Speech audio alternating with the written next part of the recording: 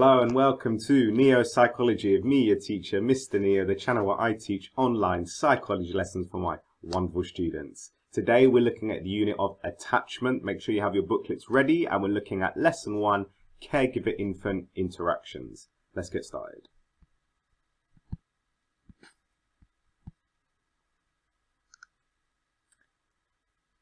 Starter. What are the emotions being felt by the infant in this image? Who is it likely the infant is gesturing towards and why? Have a little look at the picture. Have a look. The infant, he's on Father Christmas's lap. He's been plonked on his lap. He doesn't look too happy about it, and he's gesturing towards someone. Who is it likely that he's gesturing towards? It's likely, we don't know for sure, it's likely that he's gesturing towards a parent, possibly a mother. And why is he gesturing towards the mother? Well, likely because he's formed an attachment with the mother, and he obviously feels more comfortable, and that's the person that he's going to go towards when he feels scared or anxious. So, this module is all about attachment. But what is an attachment? I'm going to give us 3 key terms that we're going to be using throughout the module, and hopefully you will have a good understanding of them. So, an attachment is an emotional bond between an infant, child, and a caregiver, usually parent. It is a two-way process that endures over time. A caregiver is any person who is providing care for a child, such as a parent, grandparent, sibling, etc. And an infant, or infancy, is the period of a child's life before speech begins. An infant is usually referring to a child in the first year of life. So throughout this module, I may say parent or mother or maybe child or baby, but if you want to be technical, we'll use the words caregiver and infant. So today we'll learn about the social interactions infants have with their carers. Okay, these are called caregiver-infant interactions, and there are 2 caregiver-infant interactions that we are going to learn today. These are reciprocity and interaction synchrony. It is believed that these interactions have important functions for the child's social development, in particular for the development of attachment. So, infants form attachments through reciprocity and interaction synchrony. This is how they form those attachments. So we've got 3 learning objectives today. Learning objective 1, show comprehension and apply knowledge of reciprocity. Learning objective 2, identify and analyze interaction synchrony. And then learning objective 3, hopefully we're going to be able to discuss and evaluate caregiver-infant interactions. Let's get started on lesson objective 1. Reciprocity. From birth, babies and their mothers or other carers spend a lot of time in intense and pleasurable interaction. Babies have periodic alert phases and signal that they are ready for interaction. So these babies, they signal that they want to have these interactions. Mothers typically pick up on and respond to infants' alertness around 2/3 of the time, according to research done by Feldman and Eidelman in 2007. So babies, they want to interact with the parents, the caregivers, and around, according to the research, 2/3 of the time the mother picks up on this. From around 3 months, this interaction tends to be increasingly frequent and involves close attention to each other's verbal signals and facial expressions. And that's research done by Feldman in 2007. So they're verbal signals, so not necessarily talking because the infants can't talk yet, but making noises, and facial expressions, typically smiling. A key element of this interaction is reciprocity. An interaction is reciprocal when each person responds to the other and elicits a response from them. Traditional views of childhood have seen the baby in a passive role, receiving care from an adult. So previously what we thought was the baby would sit there and he didn't really do anything. You know, if an attachment was formed, it was because the parent interacted with the child. But actually, it's been shown that babies do take an active role. both the mother and child can initiate interactions, and they appear to take turns in doing so. And this is reciprocity. Okay, we've got the key definition here, reciprocity. Can you complete the definition? Give yourself a couple minutes. Challenge, draw an image to illustrate the key term of reciprocity. It's important to include key terminology because it brings you that higher level of candidacy. Pause the video, give that a go. Right, reciprocity. Okay, reciprocity is achieved when infant and caregiver respond to and produce responses from each other. This is a two-way process. Okay, so give an example. For example, okay, this is all AO1. A caregiver responds to a baby's smile by saying something, and then the baby responds by making some sounds of pleasure, for example. Okay, and it works like that. One responds, the other gets a response from that one, and they elicit a response from each other, and it's a two-way process. And that is reciprocity. What does reciprocity look like though? Okay, have a look at this video and see what happens when the mother doesn't reciprocate to the infant's interactions. How do you think the infant will react? Babies this young are extremely responsive to the emotions and the reactivity and the social interaction that they get from the world around them. This is something that we started studying 30, 40 years ago, when people didn't think that infants could engage in social interaction. In the still face experiment, what the mother did was she sits down and she's playing with her baby who's about a year of age. And she gives a greeting to the baby gives a greeting back to her. This baby starts pointing at different places in the world, and the mother's trying to engage her and play with her. They're working to coordinate their emotions and their intentions, what they want to do in the world. And that's really what the baby is used to. And then we ask the mother to not respond to the baby. The baby very quickly picks up on this, and then she uses all of her abilities to try and get the mother back. She smiles at the mother. She points because she's used to the mother looking where she points. The baby puts both hands up in front of her and says, "What's happening here?" She makes that screechy sound at the mother, like, "Come on, why aren't we doing this?" Even in this 2 minutes, when they don't get the normal reaction, they react with negative emotions, they turn away, they feel the stress of it, they actually may lose control of their posture because of the stress that they're experiencing.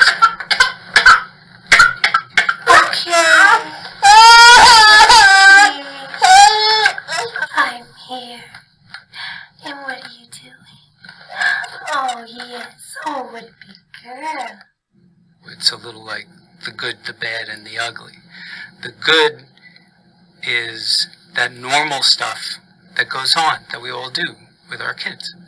The bad is when something bad happens, but the infant can overcome it. After all, when you stop the still face, the mother and the baby start to play again. The ugly is when you don't give the child any chance to get back to the good. There's no reparation, and they're stuck in that really ugly situation. So there we go. Really interesting experiment. You wouldn't necessarily think that reciprocity was a really important thing in building an attachment of the child, you know, but obviously it was. You could see what happened there when the mother stopped reciprocating and having that two-way process where one would elicit a response from the other one, and when that stopped, the baby could tell straight away, and it was upset by it, the fact that they weren't having that social caregiver-infant interaction, and it was visible that the baby could tell that there was a difference. Right, here's your first task. Question: briefly explain what is meant by the term reciprocity in the context of caregiver-infant interactions. 2 marks. Give yourself 2 minutes because that's what you get in the exam. Off you go.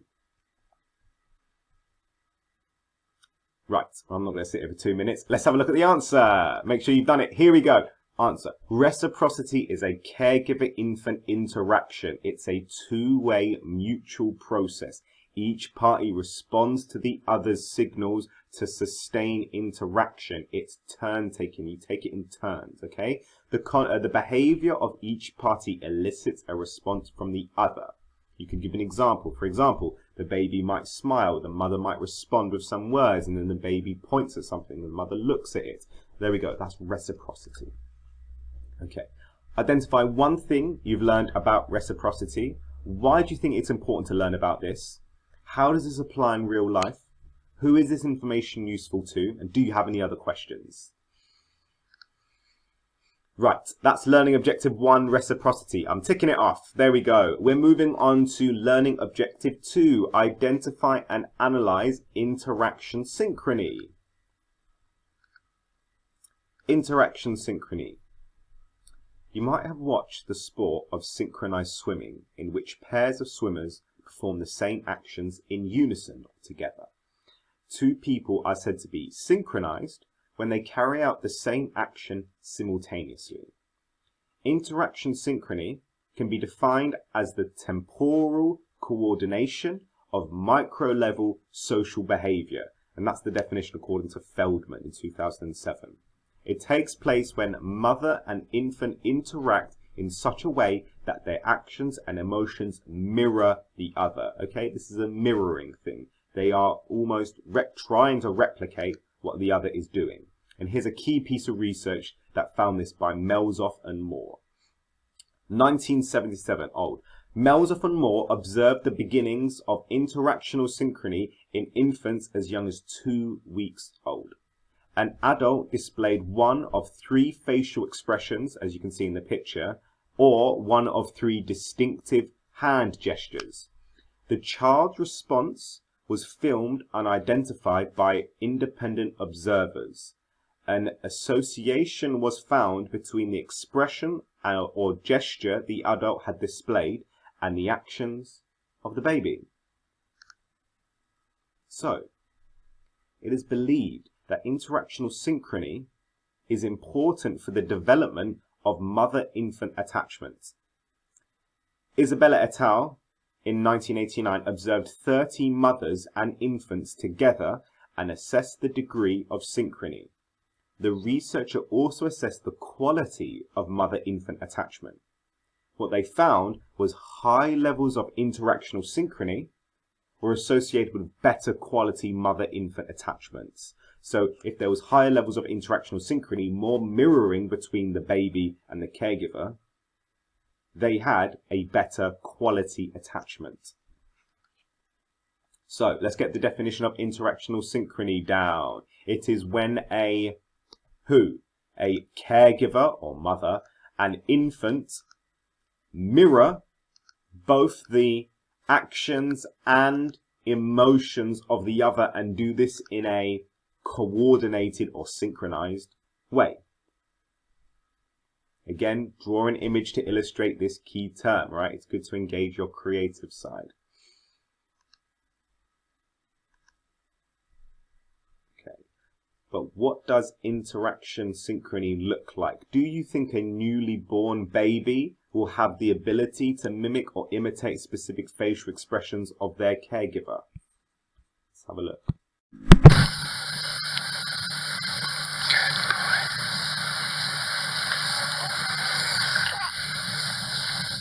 He watches his father pull faces and then slowly responds. This isn't conscious mimicry. Xavier doesn't even know he has a face. But he's managing to translate what he sees into similar actions of his own.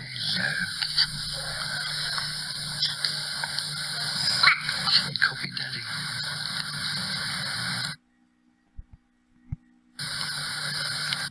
Okay, so Can you explain the difference between the two caregiver-infant interactions, reciprocity and interactional synchrony?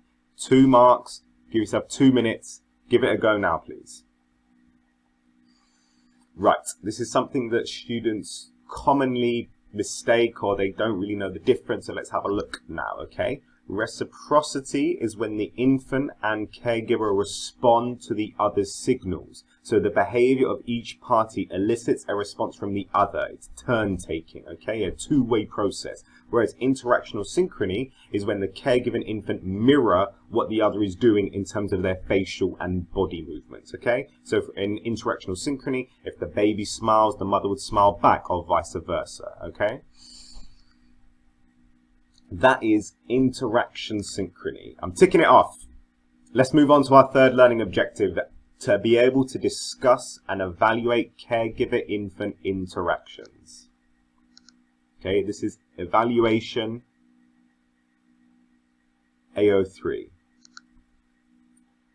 What are some of the strengths and limitations of caregiver-infant interactions?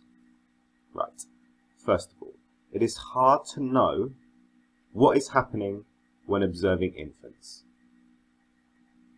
Many studies involving observation of interactions between mothers and infants have shown the same patterns of interaction, according to Gratier 2003. However, what is being observed is merely hand movements or changes in expression. It is extremely difficult to be certain, based on these observations, what is taking place from the infant's perspective. Is, for example, the infant's imitation of adult signals conscious and deliberate? So if we have a look at the video of the interaction synchrony, was the baby consciously aware that it was doing those facial expressions? Was it deliberate? And what does that mean? This means we cannot really know for certain that behaviors seen in mother-infant interaction are intentional, or whether they have a special meaning at all. They may be meaningless. So it's hard to know what is happening when observing infants. You can't ask them. You can't say, what did you mean by when you stuck your tongue out? Because I stuck my tongue out. So that's a weakness of caregiver-infant interactions, or research into it. However, controlled observations capture fine detail.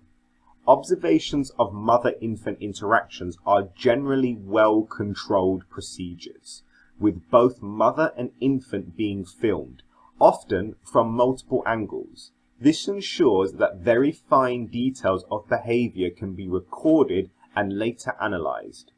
Furthermore, babies don't know or care that they are being observed, so the behavior does not change in response to controlled observations, which is generally a problem for observational research. This is a strength of this line of research because it means the research has good validity. You're measuring genuine behavior.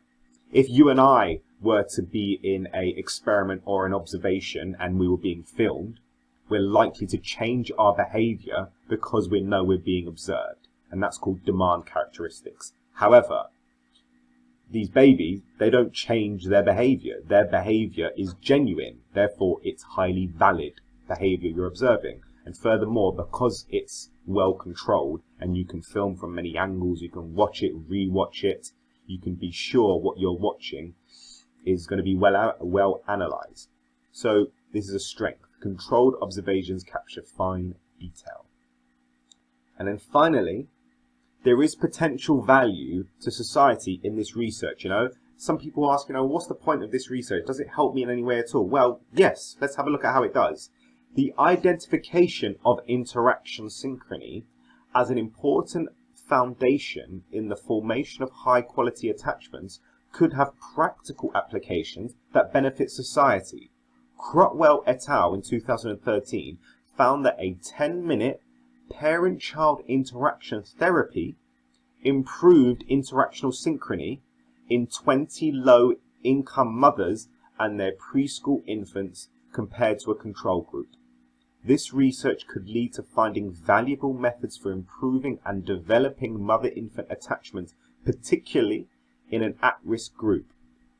So, what we saw is those parents that had high levels of interactional synchrony had better quality attachments. So Crotwell did some research and they created this parent-child interaction therapy where low-income mothers could improve their interactional synchrony with their infants and therefore improve their quality of attachment. So there is value to this. There's real life application value to this in society. And that's a strength. Okay, here we go. Here's a task for evaluation. Spend 5 minutes. I want you to summarize each evaluative point into exactly 10 words. It's a bit of a challenge, okay? Have a look at the support there if you need it, just to remind you what those points are. And then as part of the challenge, can you think of any other further criticisms of your own using the grave or scalp technique? Have a look at the front of your booklets if you're unsure what that means. Okay, and that's the evaluation of caregiver-infant interactions. So, I'm ticking off the last one. We're done. There we go. We're on to the plenary now. Think about the following scenario and come to a decision on what you would do and why. It's 1941 and the war is waging. You are a married man or woman with 3 small children, a girl, age 6, a boy, age 5, and a baby girl of 8 months. The man is away fighting, your partner is away fighting a lot of the time. You live in London and the bombing is bad. You cannot move away. You are being encouraged by the government to have your children evacuated. This is what happened. The government's conditions are that you can send any number of your children to live with families in the countryside where bombing is less likely to happen. And if more than one is evacuated, they will stay together with one family. The government will ensure that they are not ill-treated.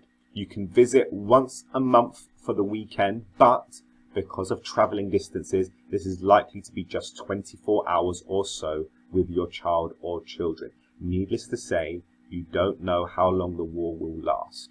What would you do? What would you do? Would you base your decision on some of the research we've had a look at today or some of the ideas of reciprocity and interactional synchrony? Or would you put them all together? Would you send none of them? What are you going to do? Have a little think. What would you do? And that was today's lesson. That was lesson 1, caregiver-infant interactions. The next lesson is going to be lesson 2, looking at Schaeffer's stages of attachment. Thank you very much for watching today's lesson. I hope you learnt it. God bless and peace. I'm feeling like Will. I feel like a prince. I'm feeling myself. I'm loaded with bills, cause I wasn't blessed with no Uncle Phil. Don't know how it feels. I wanted to flex, they told me to chill. I'm making a flip. My life is a flick, now load up the film.